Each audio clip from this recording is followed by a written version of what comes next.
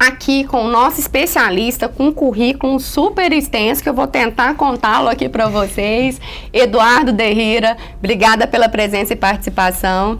Boa noite, Sardi. É muito especial para mim estar aqui. É um prazer estar falando sobre pessoas. Obrigado pelo convite. Eu que agradeço.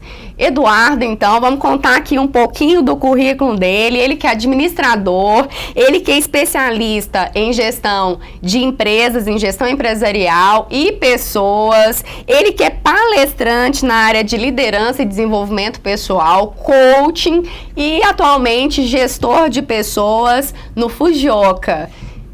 Eduardo, falando um pouquinho sobre o universo de talentos, de como se desenvolver competências em busca do talento. O que é talento, então, Eduardo? Conta pra gente. Pois é, muitas pessoas se perguntam, né, o que é talento? Talento, quando a gente fala talento, é algo nato, é algo que você gosta de fazer, você tem aptidão para fazer. As pessoas confundem às vezes e utilizam a palavra talento para alguma coisa que ela queira ganhar dinheiro com aquilo. Não, eu vou usar isso aqui para ganhar dinheiro.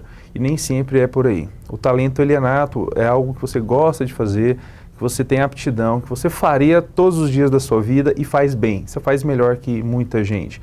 Então, aquilo que você gosta de fazer e aquilo que você desenvolve aquilo para si mesmo.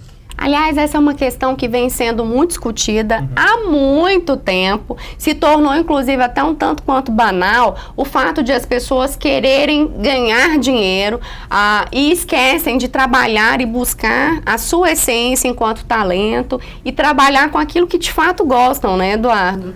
Com certeza. As pessoas hoje em dia, no mundo corporativo que nós vivemos, né, as pessoas buscam ganhar dinheiro e acham que a realização profissional é simplesmente o sucesso da onde ele chegou, né, o dinheiro que a pessoa conseguiu, o cargo, o status.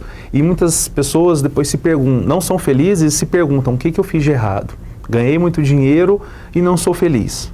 Né? E esquecem de trabalhar o que tem de melhor em si mesmo, descobrir o que tem de bom em si mesmo e ter o seu lado profissional voltado para aquilo que você gosta e aquilo que você é realmente bom. Então a gente vai para a área comercial, por exemplo, achando que dá dinheiro, mas não suporta a pressão das metas, da cobrança. Né? Acha que está ali para ganhar dinheiro, fala assim, não, eu estou aqui para ganhar dinheiro. É verdade. E não trabalha o seu talento. É verdade. E falando sobre talento, existe algumas pessoas que confundem um pouquinho talento com competência. O que é competência, Eduardo? Competência, para quem está na área de pessoas, é muito simples você falar do chá. Competência, né? Habilidade, atitudes, enfim. Como se fosse só isso, Como se fosse só isso. Nós costumamos falar, Sardi, que é o seguinte, aquilo que é competência você treina, você tem capacidade, você tem a possibilidade de estar treinando, de estar desenvolvendo em busca daquele seu objetivo. O talento, ele é nato, ele vem com você, você tem uma aptidão. Vou te dar alguns exemplos. Sim. Tem gente que é por exemplo, um bom comerciante. Só que ele tem uma aptidão muito grande de comunicação escrita. E ele gosta de escrever. Muitas pessoas, por exemplo, têm livros escritos de poesia, de alguma outra coisa. É um talento da pessoa. Ela não ganha dinheiro com aquilo. Mas ela está infeliz no que ela faz na área comercial. É um belo exemplo disso. Perfeito. E falando então acerca das competências e dessa dificuldade de se descobrir, como se descobre então as competências? As competências. Tá. As competências, quando você precisa desenvolver algo para estar exercendo uma função, para estar trabalhando alguma coisa, você tem como descobrir as competências que você precisa para aquela função e trabalhá-las. Né? O interessante é quando você trabalha essas competências para ser exercido na função, que elas venham alinhadas ao seu talento. Então, se você descobrir o seu talento, aproveitar aquilo que você tem de melhor, trabalhar aquilo em busca do que você vai fazer, você consegue unir as duas coisas. E aí você tem condição de, diferente do que as pessoas focam, hoje as pessoas focam no ponto negativo e quer que você melhore aquele ponto negativo. Perfeito. E esquece de melhorar o seu ponto positivo, aquilo que você tem de melhor, que é onde você tem que trabalhar. Vamos falar agora se há competências benéficas e se há competências maléficas, mas depois de ir conhecer um pouquinho mais sobre as empresas que investem em pessoas. Vamos conferir. Isso que você vê e vive já é passado. Veja, viva e adquira o novo. JCB é a máquina. Você só encontra na Locagin. Mais uma máquina JCB. Novidade. Só a JCB tem. Direção independente nas 4 rodas. Única do mercado. Cabine fechada com ar-condicionado. Sistema de segurança do retro. Banco giratório de 180 graus. Uma máquina diesel sem HP. Essa máquina você encontra na concessionária Locagin JCB. Foi legal o jogo, né? Alô? Oi, cadê você? A gente não ia se encontrar? Coca-Cola Zero apresenta O Impossível é Possível. Uau! Bonito vestido, hein? Mudança de planos, baby. Acesse o site e viva o impossível. Coca-Cola Zero. É possível. Eduardo, conta pra gente, existe competência benéfica e competência maléfica? Como é que é isso? Depende do ponto de vista, Sádia. Porque quando você tem algo a ser trabalhado, as empresas às vezes investem de forma errada. E aí trabalha uma competência para aquilo que ela precisa naquele momento, esquece do talento da pessoa e aquela competência, não é que ela fica maléfica, ela é mal utilizada. Então as pessoas usam esse termo de competência maléfica, mas ela é mal utilizada. É por aí.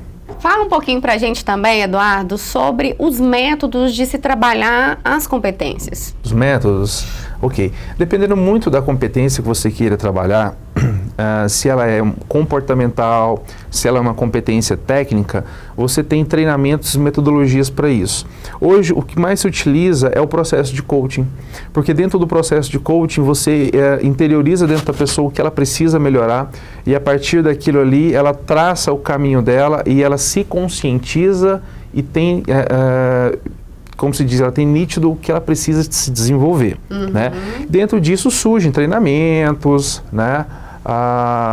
Outras formas de estar se desenvolvendo isso, mas através do coaching você tem condição de fazer com que a pessoa se enxergue e veja onde ela precisa desenvolver. Aí você consegue trilhar um caminho. Interessantíssimo. E o que é, então, Eduardo, o coaching que a gente tanto está falando?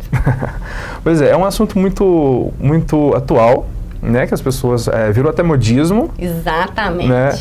Coaching disso, coaching daquilo. Aí nós que somos coachings, que temos uma formação de coaching, a gente fica até um pouco chateado com o mau uso do termo, né?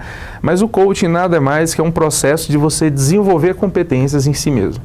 Então, dentro de um treinamento tem como fazer coaching? Eu acredito que tem, mas não é tão benéfico quanto você fazer um coaching com a pessoa direcionado, um trabalho focado, onde você vai trabalhar as competências dentro da pessoa. E aí o coaching pode fazer com várias ferramentas, técnicas, metodologias, com que essas competências, ou seja, os talentos da pessoa aflorem. E aí, a partir daí você começa a trabalhar os pontos fortes. Eduardo, e falando dentro desse contexto, então, de desenvolvimento, o que você nos traz? Hoje você é gestor de RH dentro de uma empresa, dentro do Fujoca, mas você, como consultor, tem contato com diversas empresas e pessoas e profissionais. O que você pode nos dizer acerca de investimento, né, no desenvolvimento dos talentos? Como é que está isso hoje? Sádia, bom gancho, né?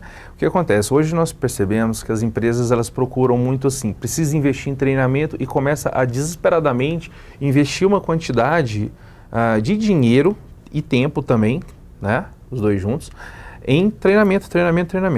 Tenho conhecimento de empresas em Goiânia, por exemplo, que dispõem de verba de mais de R$1 milhão ano para treinamento. Chega num certo período do ano, não sabe o que faz, começa a pagar congresso para todo mundo ir para utilizar aquela verba e nem prestar conta para a diretoria. Eu acredito que não é muito bem aí. Com certeza. A velocidade do departamento comercial ela é muito rápida. Então o pessoal investe muito, quer o resultado rápido e às vezes esquece que desenvolver pessoas é um pouco mais lento. Então não faz o planejamento de forma correta. E aí tem um embate muito grande entre a área de RH, que entende um prazo um pouco mais lento, com a área de comercial, que quer um prazo mais curto. Perfeito. Então a gente precisa ter essa negociação de mostrar para eles como que a gente vai atingir um melhor resultado.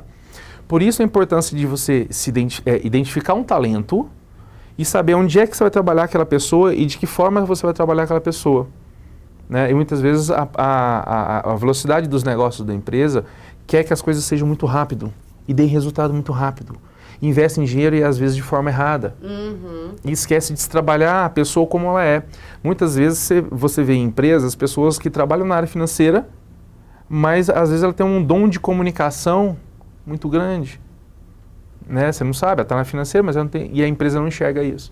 E acaba perdendo talento. E aí, com a velocidade hoje da geração Y, né, e outras gerações que estão vindo de desenvolvimento, a gente perde essas pessoas. Porque elas não são aproveitadas. Perfeito. O mercado aproveita. Chega no momento que ela estagna na empresa, ela não tem para onde crescer mais. E daí ela acaba ficando chateada, porque ela não tem para onde ir da empresa, o mercado aproveita a pessoa.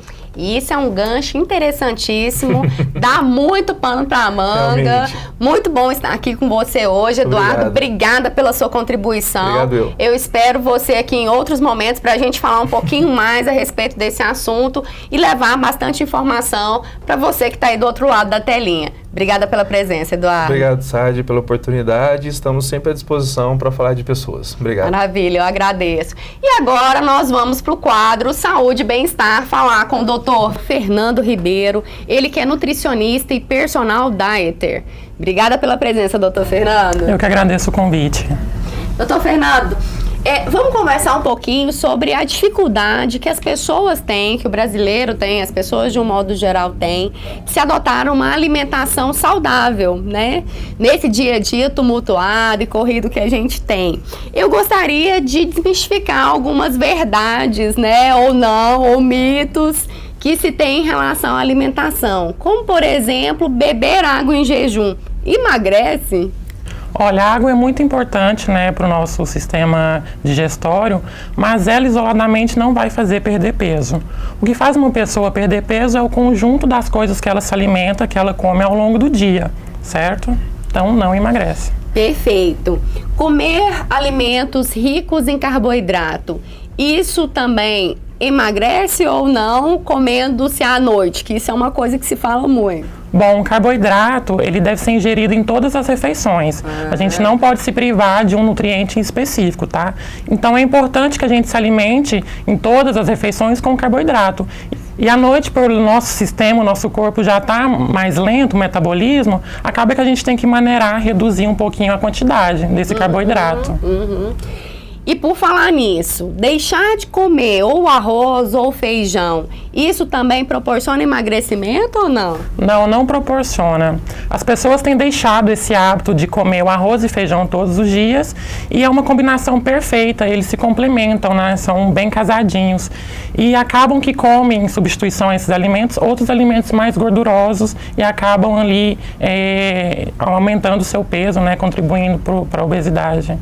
Muito se fala também acerca de se deixar de jantar emagrece. De fato, funciona ou não? Não, não funciona. O jantar é uma refeição, uma refeição grande, né, uma das principais refeições, e deve ter ali a composição de uma salada completa, um vegetal cozido, cru, com uma porção de arroz, feijão e uma carne proteica. A forma de se fazer essa carne difere? Ajuda, contribui? Ajuda sim. A gente dá preferência por carnes mais magras, cortes, sem aquela aparência da gordura, né, aquela parte branca, e que seja um preparo cozido, grelhado, tá, para reduzir ali a gordura. Que recomendações que o senhor poderia trazer de alimentos mais saudáveis para a população de um modo geral? Bom, as frutas a gente bate sempre na tecla, porque o consumo alimentar da população é muito baixo nesses alimentos e eles são fatores de proteção para várias doenças. Então, frutas podem ser adicionadas a qualquer momento na nossa alimentação. Café da manhã batido com leite, no meio da manhã uma fruta que você possa levar na sua bolsa, no seu local de trabalho, que seja fácil de descascar. Frutas secas, frutas desidratadas também são uma ótima opção para os lanches intermediários. E os cereais, como é que funciona? Eles corroboram para uma alimentação mais saudável ou não? Porque tem algumas pessoas que acabam até exagerando, né? Não, isso aqui faz bem, então acaba tendenciando muito para isso. Bom, os cereais, eles são a nossa fonte de energia, tá? Então, assim, numa dieta equilibrada, eles são a maior fonte de energia ali pro nosso corpo. E devem ser consumidos ao longo do dia, tá? Recomendações para pessoas saudáveis são 6 porções de cereais. E eu volto na questão dos cereais integrais. Hoje as pessoas se alimentam de cereais refinados, o arroz branco, o arroz polido. Então a gente chama atenção para voltar ao hábito de comer grãos e cereais na forma integral, que agrega ali mais nutrientes e mais fibras para o nosso organismo. Perfeito. Por exemplo, o próprio arroz integral, né, que as pessoas utilizam muito pouco. Utilizam muito pouco, com a ideia de que é ruim, de comida saudável é ruim. E a gente tem que desmistificar isso, porque comida saudável pode ser sim muito saborosa e além de tudo saudável. Perfeito, depende da forma que é feito. Isso, justamente. Depende do óleo, da quantidade de sal que você coloca. Nós vamos dar continuidade a esse assunto super interessante e importante, que é da alimentação saudável, mas depois dos nossos comerciais, onde a gente vai conhecer algumas das empresas que investem em pessoas. Vamos conferir. Você pode ver seu tempo de faculdade passar voando ou aproveitar para dar os primeiros passos. Você pode achar que são mínimas as chances de conseguir um emprego, ou pode se superar e ser o candidato número 1. Você pode ser metade teoria, metade prática, ou pode ser completo. Você pode ser mais um ou pode fazer a diferença no mercado. Estude na faculdade que faz a diferença na sua carreira profissional. Alfa, a melhor escola de negócios do Centro-Oeste. Creme Mel é delícia demais. Creme Mel com frutas naturais, leite puro, o sabor que vai te conquistar. Choque mel, gira mel, abelhinha Kid Mel, cobertura especial, um sabor sensacional para toda criançada e pra você também. Tem Creme Mel. Creme Mel, alimenta e é gostoso.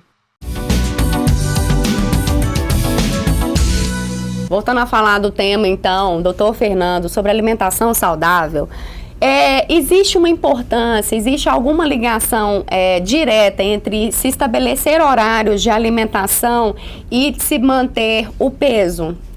Existe sim. Ter uma rotina alimentar é de extrema importância. É necessário que a gente tenha horários fixos para se alimentar, porque dessa forma a gente garante energia a todo instante para o nosso corpo, tá?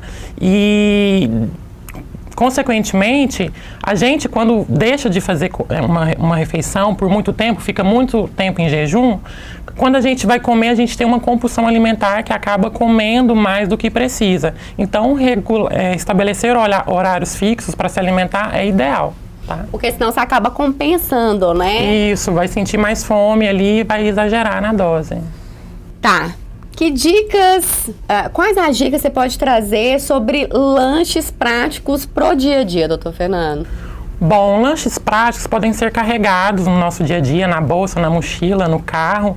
E assim, frutas que são fáceis de descascar, maçã, banana, uma laranja, cereais na forma integral, um punhadinho de granola para ser acompanhado com iogurte, tá? São ótimas opções. E castanhas também, nozes, damasco, castanha de caju, amêndoas, são ótimas opções de lanche. E a gente tem uma dificuldade, dentro disso que o senhor mesmo acaba de colocar, de se alimentar bem, porque a gente come muito fora de casa, né? Quais as dicas o senhor pode trazer e orientações acerca disso? Bom, realmente a gente tem que ter um planejamento alimentar. Da mesma forma que a gente dá muita importância para a nossa carreira, para o nosso estudo, com a alimentação também não deve ser diferente. A gente deve planejar o que a gente vai se alimentar no decorrer da semana e fazer um planejamento de compras, um planejamento ali da feira e do mercado, que a gente tem noção, coloca no papel, ou eu vou comer quantas frutas por dia, então eu preciso comprar essas frutas aqui na minha lista, lá no meu supermercado, e é realmente planejamento é o ideal. Falando sobre essa perspectiva, então, do planejamento, da alimentação em si, no dia a dia, e das compras, porque eu preciso, então, garantir que tem, assim, em casa aquilo que eu vou consumir, né? Então, também tem que planejar as compras. Quais as orientações que o senhor nos traz, pensando e tendo em vista, especialmente, o fato de que o dia a dia é muito corrido hoje das pessoas, né? O que o senhor nos traz? Eu dou a opção de fazer um planejamento semanal. Chega ali no fim de semana, a gente estrutura o nosso cardápio e vai ter noção ali, vai conseguir visualizar o que a gente vai ter de opção para se alimentar. E, consequentemente, a gente tem uma alimentação mais saudável e de forma mais econômica também. Quando a gente faz esse planejamento, a gente economiza. A gente vai ao mercado sabendo exatamente o que tem e o que pode ser comprado ali para aquela semana. Doutor Fernando Ribeiro, nutricionista personal dieter. Explica pra gente um pouquinho o que é de fato esse personal, o que ele de fato faz e o que ele contribui na vida das pessoas de um modo geral. Bom, o nutricionista que atua com serviço de personal diet, ele é um nutricionista que envolve mais com o paciente. A gente vê que no consultório o paciente tem uma certa dificuldade para seguir as nossas orientações, as nossas recomendações, porque lá na prática, na cozinha, ele não sabe manipular, não sabe como vai ser o modo de preparo. Então o personal dieter vem aí com a intenção de realmente ajudar melhor o paciente, acompanhar de perto com serviços realmente personalizados, tá? Específicos para aquela pessoa, e a gente relaciona ali o paciente com toda a forma do alimento, desde a hora que ele compra o alimento até a ingestão final dessa preparação. A gente atua com ensinamentos de como ler rótulo, atua ali na cozinha junto com as funcionárias da cozinha, como ela manipula o alimento, questão de higiene, como que ela vai dar uma melhor cara ali, uma aparência para aquele prato. Então, realmente é uma abordagem mais envolvente para que o paciente tenha maior sucesso no seu tratamento. Espero que você que está aí do outro lado da telinha esteja aprendendo e tendo bastante informação, como eu estou aqui também.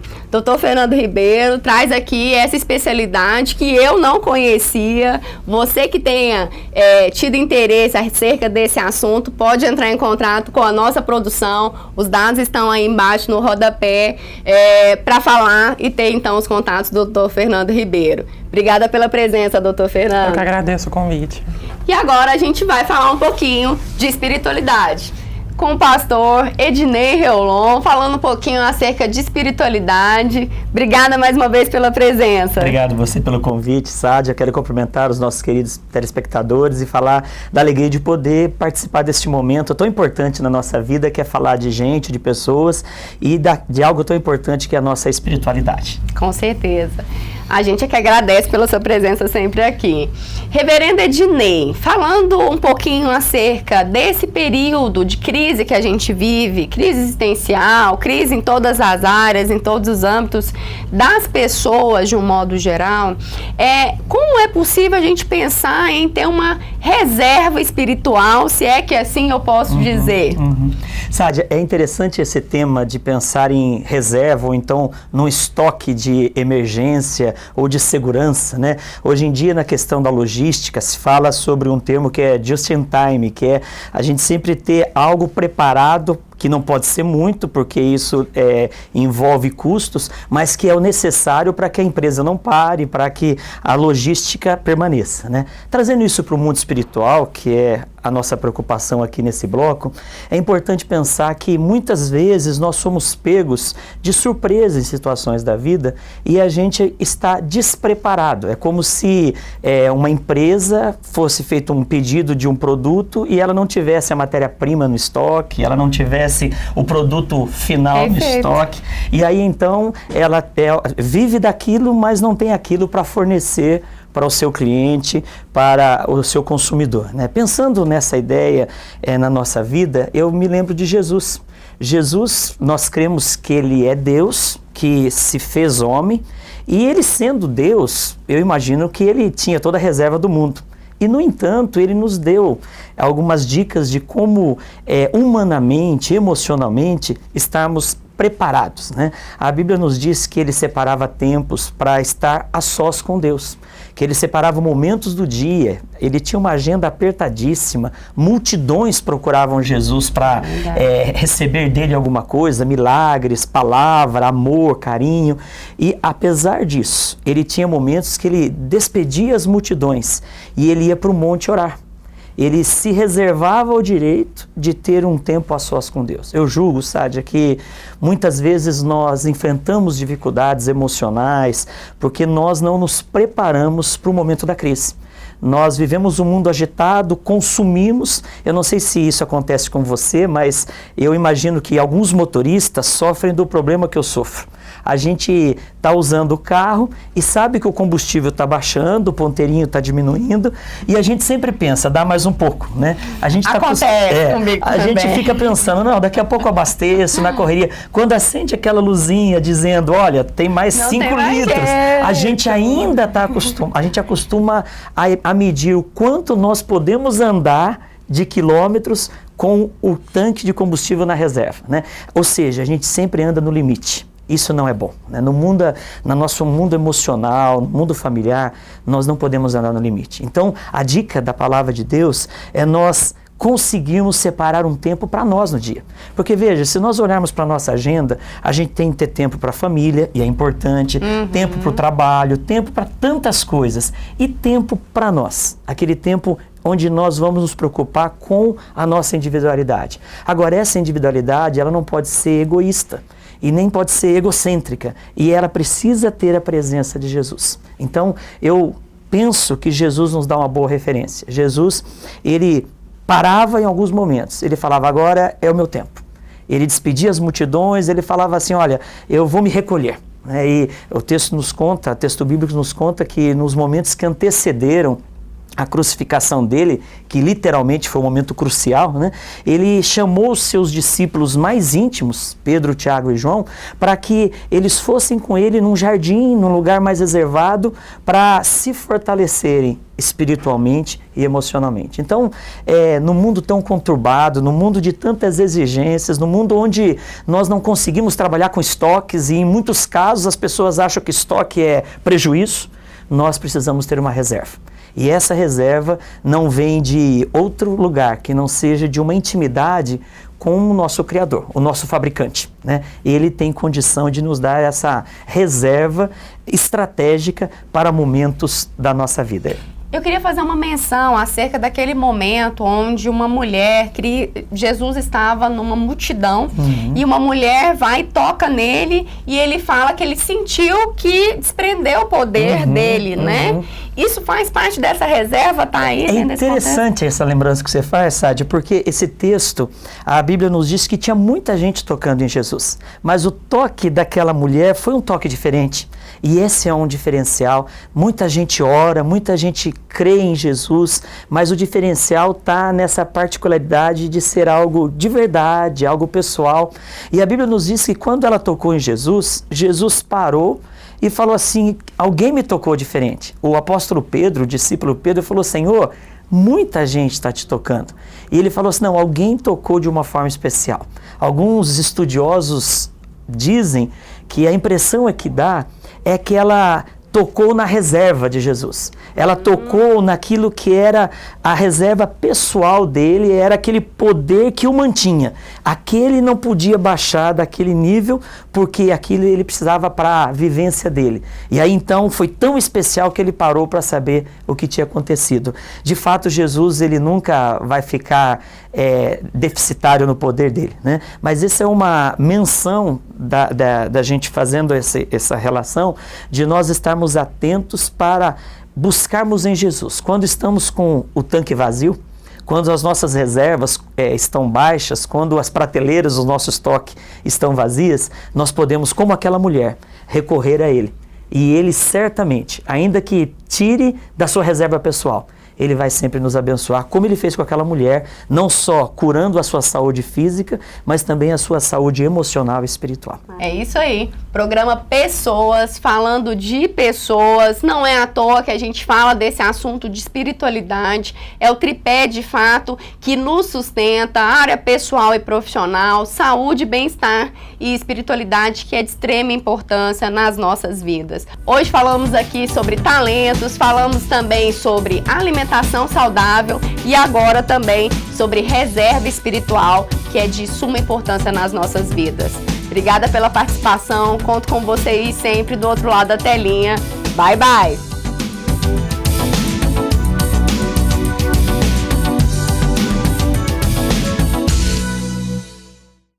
Preocupado com a logística e transporte goianos, o Sindicato das Empresas de Transportes de Cargas e Logísticas de Goiás, o SETSEG, tem trabalhado para permitir que o transporte de cargas ofereça o melhor serviço ao público e se destaque em ações em prol do desenvolvimento do setor.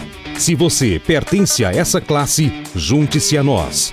SETSEG, o melhor para o transporte goiano e para a sua empresa.